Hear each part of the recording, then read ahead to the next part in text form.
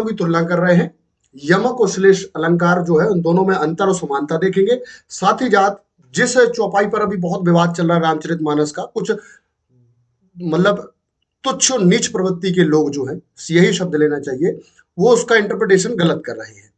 अब यहाँ इन लोगों ने कभी हिंदी और संस्कृत तो पढ़ी नहीं है, तो ये लोग उसका अर्थ का अनर्थ निकालते हैं। वो देखना ये लोग कैसे इसका अर्थ का अनर्थ निकालते हैं, इसको हम समझेंगे अभी। ठीक है, तो बड़े ध्यान से समझना।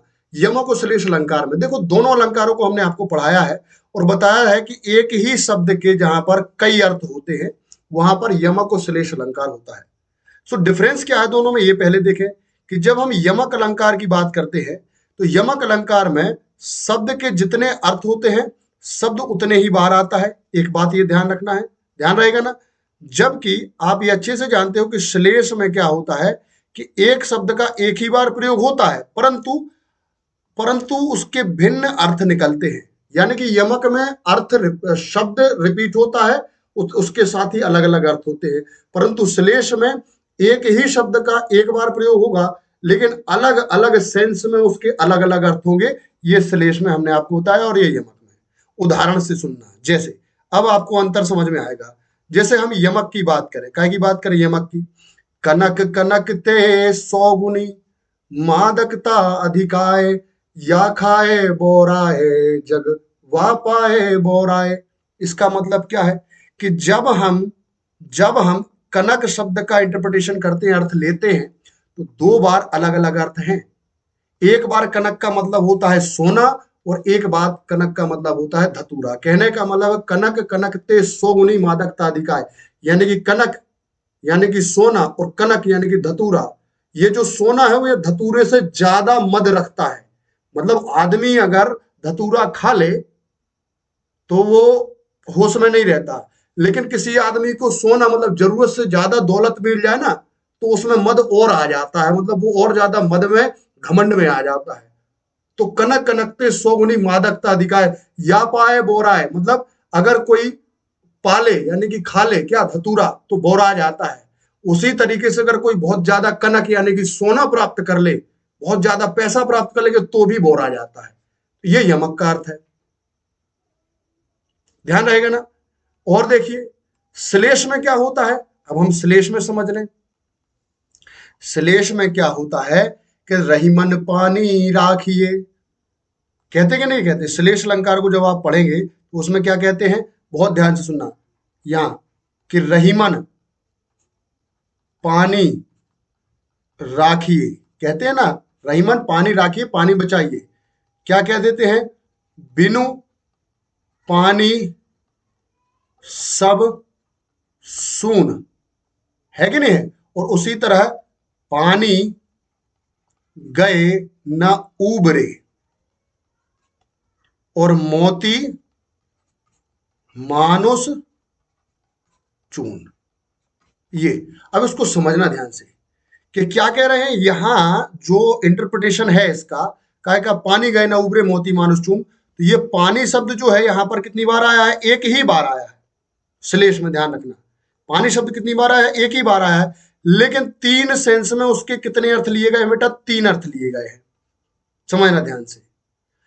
तो हमने कहा रहीमन पानी राखिए, पानी बचाइए। क्यों, बिना पानी के सब चीज क्या है, खत्म है। पानी शब्द एक ही बार आया ऊपर, रहीमन पानी राखिए, बिन पानी सब सून। फिर देखो, पानी गए ना उबरे, मोती मानुष और चून, यानी कि पानी चला जाए, यानी कि अगर मोती का पानी चला जाए, यानी कि मोती की चमक चली जाए तो मोती खत्म है, कोई मतलब नहीं है मोती का। फिर जिसमें चमक ही नहीं वो काय का मोती। तो यहां मोती के लिए पानी का अर्थ, मोती के लिए काय का अर्थ, पानी का अर्थ क्या है, चमक। पानी का मीनिंग मोती के लिए क्या है, चमक। मनुष्य के लिए पानी का अर्थ क्या है, मान प्रतिष्ठा। अगर मनुष्य का पानी चला जाए, मनुष्य पानी पानी हो जाए, कहते ना सही आनंद देखा मुझे मैं पानी पानी हो गई, उस पानी का अर्थ क्या है, मतलब मान प्रतिष्ठा चली जाना। क्या चली जाना, प्रतिष्ठा चली जाना। और चूने के लिए अगर हम देखें तो पानी का अर्थ सिंपल क्या है, जल है कि नहीं। ये होता है, ये श्लेष अलंकार। अब इन मूर्खों को मैं जवाब देना चाहता हूं, चाहे वो बिहार का शिक्षा मंत्री हो, वो साले पूरे तुच्छ राजनीतिक और गंदे राजनीति करने वाले लोग, उनके लिए मैं इसी बेस पर जवाब देना चाहता हूं कि देखो श्लेष अलंकार यहीं पर है और यहीं पर आप देखिए क्या लिखा है, ढोल, गवार, शूद्र, पशु और नारी, लिखा है ना, ढोल गवार शूद्र पशु नारी, फिर यहां से सकल ताड़ना के अधिकारी। इसके कई अर्थ हैं, एक अर्थ नहीं है, इसके कई अर्थ हैं। बात समझ पा रहे हैं? पहले तो ये समझो कि किस प्रसंग की ये बात है, कि यानी कि किसका अर्थ देखना है हमको, ताड़ना का। क्योंकि आप जानते हैं कि शब्द अनेकार्थी होते हैं, ताड़ना के क्या होते हैं, अनेक अर्थ हैं और अलग अलग सेंस में अलग अलग अर्थ हैं। वो अर्थ कौन कौन से हैं उनको हम समझें। पहला तो ये उस समय का है जब समुद्र देव के पास श्री सीताराम भगवान पहुंचते हैं, श्री राजा राम राघव सरकार पहुंचते हैं और उनको क्रोध आ जाता है कि 3 दिन से वो पूजा करते हैं समुद्र देव, रास्ता नहीं देते। तब वो क्रोध होकर के बाण निकाल लेते और कहते हैं कि मैं तुम्हें सुखा दूंगा, 3 दिन से मैं प्रार्थना कर रहा हूं समुद्र देव और आप हमें रास्ता नहीं दे रहे। और 3 दिन हो गए इस बात को। लक्ष्मण जी भी क्रोधित हो जाते हैं, रामचंद्र जी भी क्रोधित हो जाते हैं।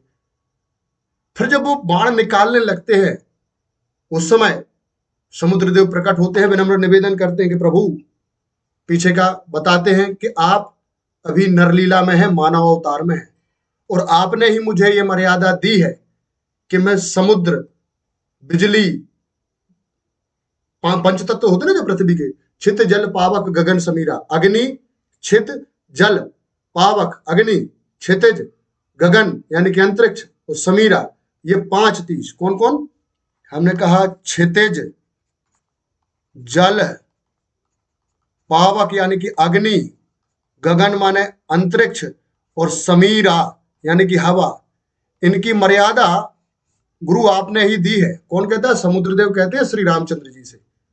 इन्होंने क्या दी है कि क्षितिज, जल, पावक, गगन और समीर, इनकी मर्यादा है कि ये किसी के सामने झुकेंगे नहीं और ताड़न करने का अधिकार इन्हीं को है। ताड़न करने का अधिकार इन्हीं को है, गर्जने का अधिकार इन्हीं को है। तो आप मानव अवतार में हैं। और मानव अवतार का दूसरा अर्थ वो ये भी बताते हैं कि जैसे ढोल है, गवार है, शूद्र है, पशु है और नारी है, इनको ताड़ना चाहिए। ताड़ने का मतलब है कि कोई ढोल को अगर आप पीटना, ताड़ने का अर्थ लोगे तो क्या पीटने पर ढोल बजेगा? बजेगा क्या? नहीं बजेगा। तो ताड़ने का मतलब यहां पर क्या है, नजर रखना, कि बहुत ट्रेनिंग के बाद, बहुत प्रशिक्षण के बाद ताड़ ताड़ के उसको बजाओ, उसकी सही तरीके से उसको, ढोल को जब हम ताड़ेंगे तब जाकर के वो क्या होगा, बजेगा। तो इसका मतलब पीटना नहीं है। तो यहां ढोल को ताड़ने का मतलब है कि इस तरीके से उसको रिपेयर करो कि वो ढंग से बजे। गवार, गवार पर अगर आप नजर नहीं रखोगे तो वो आपका नुकसान कर देगा। शूद्र क्लास का मतलब होता है सर्विस सेक्टर, सर्विस सेक्टर, सेवा क्षेत्र, सेवा क्षेत्र।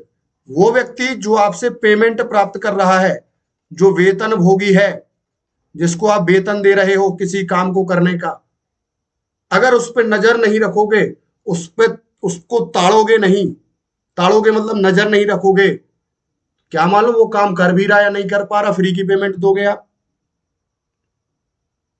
पशु, पशु को नहीं अगर देखे रहोगे तो क्या पता वो किसका नुकसान कर दे, या खुद का नुकसान कर दे, या उसे कोई चोरी कर ले। और इसी तरीके से नारी पर ताड़न नहीं करोगे, नारी को सुरक्षित रखने के लिए उस पर ताड़न नहीं करोगे, नारी पे नजर नहीं रखोगे, नारी का ध्यान, नजर नहीं रखोगे, तो हो सकता है कि कोई उसका नुकसान कर दे। क्योंकि नारी, महिला जो है बड़े कोमल स्वभाव की होती है और शारीरिक तौर पर उतनी क्षमता नहीं होती। तो उस समय इसका मतलब ये बताया गया था कि नारी पर नजर रखो, नारी का ध्यान रखो, उसका ख्याल रखो। ताड़न का मतलब ये है। और समग्र रूप में सब में अगर देखा जाए, ताड़न का मतलब है समग्र रूप में, अगर ताड़न का ओवरऑल सबके लिए एक अर्थ अगर देखो यहां पर, तो वो हो जाएगा इनके लिए प्रशिक्षण, इनके लिए शिक्षण। अगर इन सभी को प्रशिक्षण और शिक्षण के साथ ताड़ोगे तो ये अपने स्तर पर सही रहेंगे। अब बताओ कि यहां पर अलंकार कौन सा था? श्लेष अलंकार था। अब इन गवारों को अलंकारों का जब अर्थ नहीं पता, वो बताओ शिक्षा मंत्री हैं, क्या इंटरप्रिटेशन कर रहे हैं इसका? भगवान जाने, भगवान जाने कि क्या करेंगे ये लोग। इतनी गंदी राजनीति। ढोल गवार शूद्र पशुनारी सकल ताड़ना के अधिकारी, उस ताड़ना का सेंस क्या है? कल के दिन तो ये लोग ये भी बोलने लगेंगे, होत ना आज्ञा बिनु पैसा, राम दुआरे तुम रखवारे, होत ना आज्ञा बिनु पैसारे। तो उस पैसारे का अर्थ कल के दिन ये निकालने लगेंगे, पैसा और रे। कहने का मतलब कल के दिन कहने लगेंगे कि रामचंद्र जी के राज में भी बिना पैसे की आज्ञा नहीं होती थी। पैसारे का अर्थ ये निकाल सकते हैं लोग। क्या इंटरप्रिटेशन तो कुछ भी कर सकते हैं। तो मेरा निवेदन है ऐसे लोगों से ये कि इस चीज से बचें। क्यों धर्म ग्रंथों की नाश करने में लगे हुए हैं? पहले पढ़ लें, हिंदी पढ़ लो पहले बेटा। 52 अलंकार होते हैं, 52 अलंकार, है ना। किसी हिंदी साहित्य के प्रोफेसर से समझ लेना, जो वास्तविकता में क्वालिटी रखता है। ये शब्द अलंकार है एक प्रकार का। तो मेरा निवेदन है आप लोगों से, इसका अर्थ गलत ना निकाला जाए, और अगर कोई निकालता उसको समझाओ कि हमारे सर ने पढ़ाया है, इसका ये अर्थ है, श्लेष अलंकार है। ठीक है, तो ध्यान रखिएगा, ये बहुत कॉम्प्लिकेटेड चीज बन रही थी। ठीक है, चलिए अब आगे बढ़ते हैं, इस बात को छोड़ते हैं यहां पर।